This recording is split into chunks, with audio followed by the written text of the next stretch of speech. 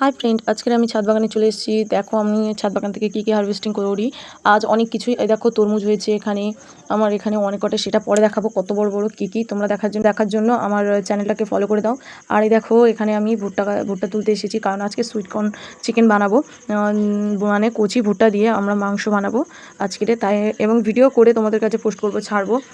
আর একটা টুইস্ট আছে, সেটাও তোমাদের কিন্তু বলবো, তার জন্য ভিডিওটা লাস্টে দেখতে হবে। দেখো কত ভুট্টা তুললি। আর আমরা এই গাছগুলো কিন্তু বিনা সারে বানিয়েছি, আমরা কোনো সার ইউজ করিনি।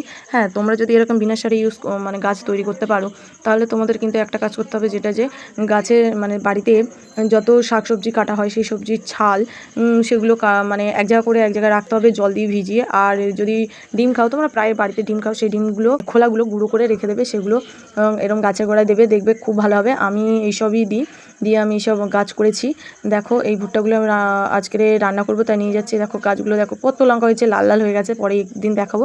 আর আমাদের ছাদ বাগানের যে তরমুজ গাছগুলো আছে, তরমুজ গাছের যে তরমুজগুলো যদি দেখতে চাও, তাহলে তোমরা কিন্তু কমেন্ট বক্সে জানিও। আমার এই অ্যাকাউন্টটা খুব প্রবলেম দিচ্ছে, তাই আমি একটা নতুন অ্যাকাউন্ট খুলেছি। কেন জানি না, শুধু ফলোয়ার কমে যাচ্ছে, তাই আমি একটা নতুন অ্যাকাউন্ট খুলেছি। তোমরা একটু ওই অ্যাকাউন্টটাকে ভালোবাসা দিও এবং ফলো করে দিও, তাহলে আমার খুব ভালো হয়। আমি তাহলে ওখানে নিয়মিত ভিডিও ছাড়তে পারি। ভিডিও যদি ভালো লাগে তোমরা একটু লাইক কমেন্ট করে দিও।